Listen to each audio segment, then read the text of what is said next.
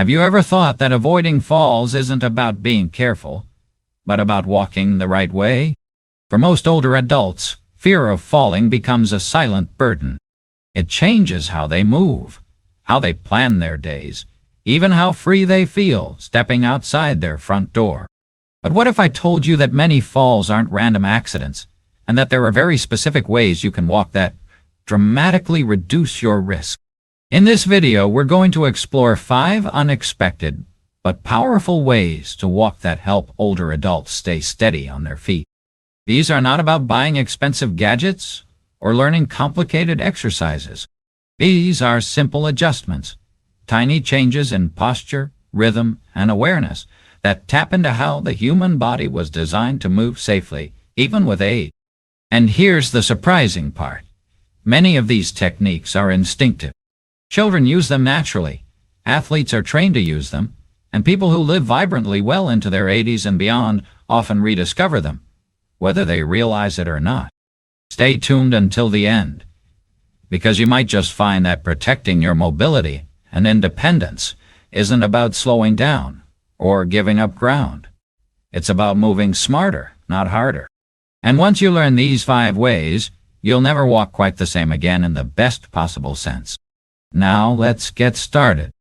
Number 1. Downward gaze, standing every few steps. One of the simplest yet most effective ways older adults avoid falling isn't about walking slower, it's about where and how often they look. People who rarely fall have developed a quiet habit of letting their eyes gently scan downward every few steps. Not with a constant downward stare, but with brief, rhythmic glances that help your brain keep track of what's coming. When you walk, your eyes are your first defense. They're constantly feeding information to your brain about changes in surface, shadows, slopes, and small obstacles. But what happens as we age is that vision starts to narrow. We become more focused on where we're going, not what's underfoot, and sometimes, without realizing it, we hold our gaze straight ahead, like we're powering through the day instead of walking in partnership with our surroundings. The solution isn't to walk while looking at the ground non-stop. That creates stiffness in the neck and throws your posture forward. The key is to use what's called a predictive gaze strategy, a fancy term for a simple habit. It means gently shifting your gaze downward every 3 to 4 steps, just for a second, to quickly scan what's ahead and make minor adjustments. Then you return your eyes forward, confident in what your feet are walking into. People who naturally adopt this rhythm tend to fall less, not because they're cautious, but because they're aware. They know what's under them before it becomes a surprise. They see the uneven sidewalk, the garden hose, the edge of a rug before they step on it. I remember a man named Raymond, 81, who used to take daily walks around his block. When asked how he avoided tripping over cracked pavement or tree roots, he said something that stuck with me. I let my eyes do half the walking. He didn't shuffle. He didn't stop every 5 seconds. He just glanced down, looked forward, and kept going. That rhythm of scanning without staring kept him upright for years. And there's more to it than just safety. When your brain is constantly receiving and processing new information from your surroundings, it stays sharp. It stays engaged. You're not just walking, you're interacting with the world, and that ongoing engagement is what keeps both the body and mind alert. So if you find yourself staring straight ahead or, worse, zoning out while you walk, try changing the rhythm. Add those short, thoughtful glances to your stride, not to be fearful, but to be present. Let your eyes guide you the way they did when you were younger and more instinctively tuned into your environment. Because the truth is, balance isn't just about muscles or bones, it's about attention. When you learn to let your eyes lead the way step by step, you give yourself one of the best tools to stay steady on your path. Number 2. A slight forward lean from the ankles. One of the most surprising ways to walk more safely, especially as we age, is to gently lean forward, but not from the waist, not by hunching or bending the upper back. The kind of lean we're talking about here comes from the ankles, and it's so subtle you wouldn't even notice it unless you were looking for it.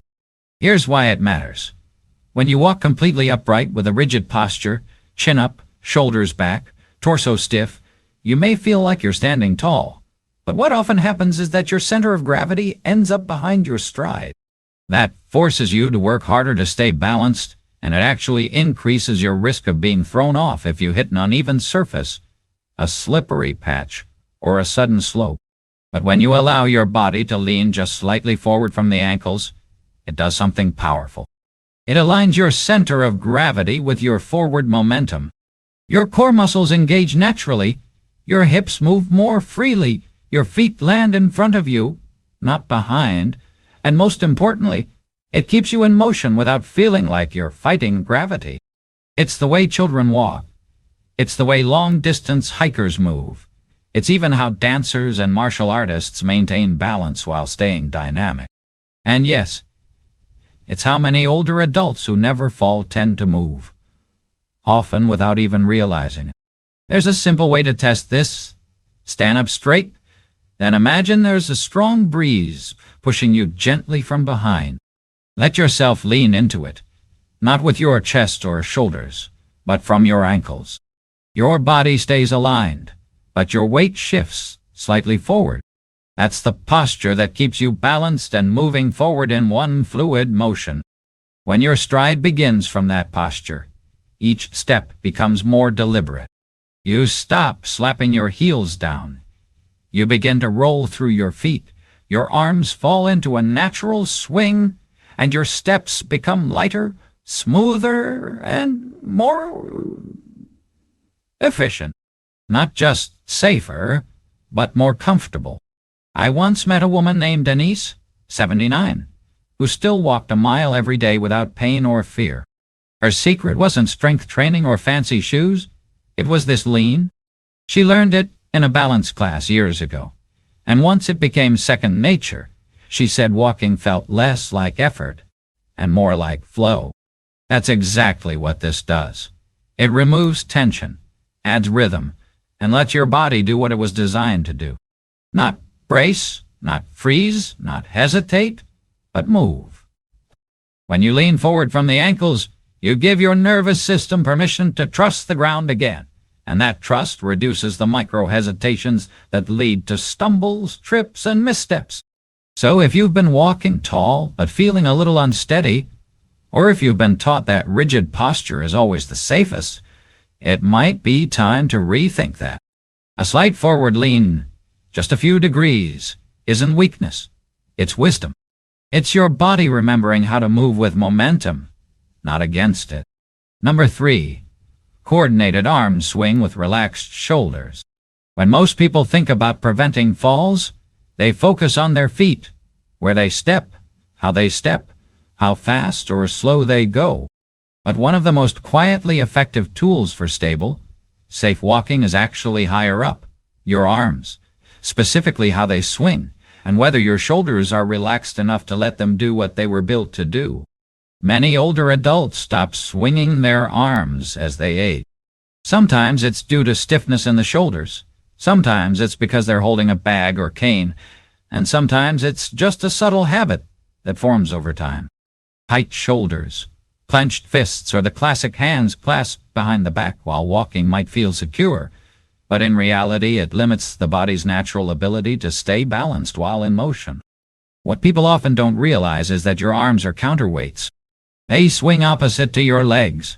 Your left arm moves forward as your right leg steps, and vice versa. That movement isn't just decorative. It's part of how the body maintains stability through momentum. The arm swing stabilizes the torso, keeps your gait symmetrical, and reduces the twisting that can throw your spine or hips off balance. When you allow your arms to swing freely, elbows slightly bent, hands relaxed, and shoulders down, you're telling your nervous system, I'm in rhythm. And that rhythm sends signals through your entire posture, right down to your feet. It keeps your upper and lower body synchronized, improves timing, and helps your brain map each step with more accuracy and ease. There's even research to back this up. Older adults who stop using their arms while walking tend to develop a more rigid, narrow gait, which leads to shorter steps, less trunk rotation, and increased risk of imbalance. But those who maintain or restore a natural arm swing tend to walk with more confidence, more stability, and less fatigue. I knew a man named Carl, age 82, who used to shuffle slowly through the hallway of his apartment complex. When asked if he ever swung his arms, he chuckled and said, "I haven't done that since disco." But after working with a physical therapist who helped him restore that gentle, rhythmic arm movement, his walking transformed. It became smoother, and he stopped grabbing the walls. His daughter even said, "Dad, you look taller now." It wasn't magic. It was muscle memory. His body simply needed permission to move the way it used to. So if you've been holding your arms stiffly when you walk, or if you've stopped using them altogether, try letting them move again. Let your hands rest open. Let your shoulders soften. And let each arm swing naturally as you step. You don't need to exaggerate it, just let it flow. Because the truth is, safe walking isn't just about what happens below the waist. It's a full body activity. And when your arms join the rhythm, your entire frame becomes more balanced, more coordinated, and far less likely to take an unexpected tumble. Number 4, pausing briefly before changing direction. There's a small habit that many older people who never fall seem to do naturally. They pause just for a second before turning. Not a dramatic stop, not a hesitation born of fear, just a tiny, thoughtful moment where the feet slow down, the body aligns, and the brain recalibrates. And that pause, brief as it may seem, can mean the difference between staying upright and taking a spill. As we age, our ability to shift momentum from one direction to another begins to change. The brain's reaction time slows a little. The joints don't rotate quite as smoothly, and the inner ear, the part responsible for balance and orientation, may not send signals as quickly as it once did. Turning, which used to be automatic, becomes one of the most dangerous moves an older adult can make, especially if it's done too fast or without thinking. But the good news is, your body knows how to adapt. People who age well often develop what researchers call anticipatory postural adjustments. That's just a fancy way of saying they give themselves a second to prepare. They slow down slightly before pivoting, let both feet plant before twisting, and move like they're dancing with the floor, not rushing to escape it. I once spoke with a retired teacher named Linda, age 85, who said she hadn't had a fall since her early 70s. Her secret? I always pause before I turn. That's my rule. Hallway, kitchen, grocery aisle, doesn't matter. Feet first, then body. She didn't say it like it was special. She said it like it was just common sense. And maybe it is. Think about it. Most falls don't happen while walking in a straight line. They happen when changing direction, reaching, turning quickly to respond to someone, or navigating tight spaces. Those are the moments when the brain and body have to coordinate dozens of tiny adjustments all at once. And if you're even slightly off balance, that's when the floor shows up faster than you expect. But when you pause, when you let your eyes lead, let your body center, and then turn, you give your nervous system time to catch up. You shift from reaction to intention. You stop moving like you're being chased and start moving like you're in charge. And here's what's even more encouraging. Adding that pause doesn't make you slow. It makes you confident. It adds grace to your motion. It turns walking into something more grounded, more elegant, and far less likely to end with a stumble or a bruise. So if you've ever felt dizzy while turning around, or if you've caught yourself making quick pivots out of habit, try this instead. Pause, plant your feet, let your head turn first, then your shoulders, then your hip. Give your body time to realign before it redirects. It might seem like a small thing, but in the world of longevity and fall prevention, small things are often the most powerful. Because 1 second of pause today could mean many more years of independent walking tomorrow. Number 5. Wearing slightly heavier, tactile shoes. Most people think of shoes in terms of comfort, cushioning, support, slip resistance. And yes, those things matter. But what many don't realize, especially as they grow older, is that the feel of the shoe matters just as much as the fit. And one of the most unexpected ways to reduce falls is by choosing footwear that offers feedback. Specifically, shoes that are slightly heavier and allow you to feel the ground as you walk. Here's why. As we age, the nerves in our feet can become less sensitive. You might not notice small changes in surface texture, subtle shifts in slope, or tiny debris underfoot. Your foot might not fully register what it's stepping on until it's too late. And when your brain doesn't get that sensory input in time, balance becomes much harder to maintain. But shoes that provide tactile feedback, meaning they give your feet information about the ground with every step, can help restore that missing connection. These shoes don't need to be bulky or stiff.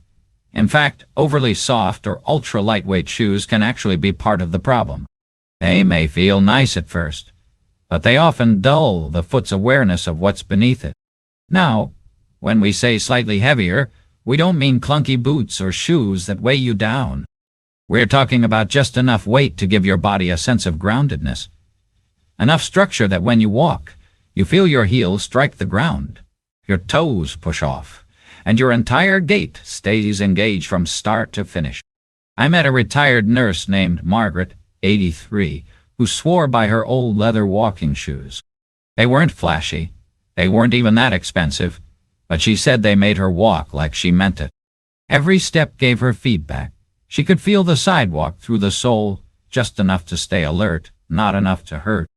And this tactile awareness has another benefit. It makes you more conscious of your walking. It keeps you in tune with your stride. You're less likely to drag your feet, less likely to catch a toe on a rug, and far more likely to lift, land, and roll through each step with intention. Shoes that are too soft, too loose, or too quiet can encourage a shuffling walk, and shuffling over time increases fall risk, especially indoors where throw rugs, uneven floorboards, or small steps become invisible hazards. But shoes that hug your foot, anchor your heel, and provide that sensory contact. They encourage movement that's active, not passive, grounded, not glazed over. So if you've been wearing slippers all day, or if your favorite pair of sneakers feels like air on your feet, it might be time to re-evaluate. Try walking in something with a bit more body. Feel the difference in your stride and pay attention to how your feet talk to your brain when they're actually getting clear messages.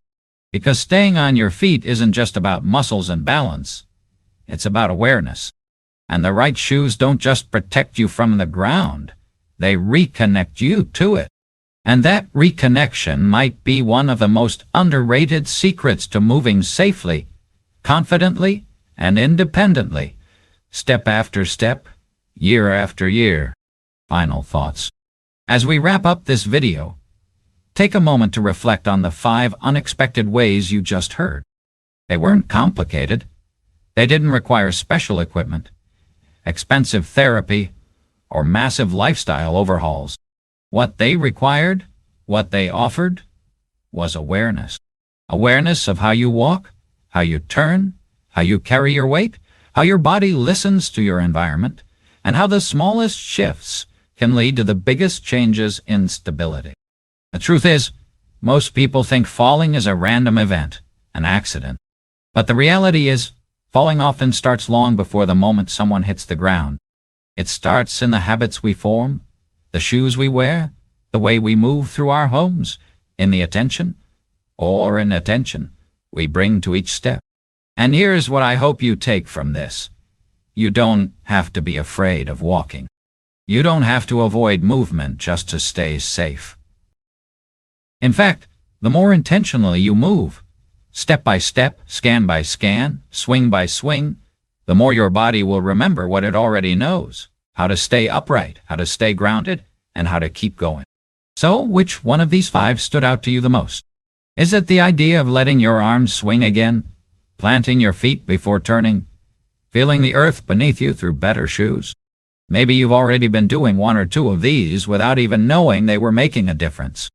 Let us know in the comments. Your story might be exactly what someone else needs to hear today.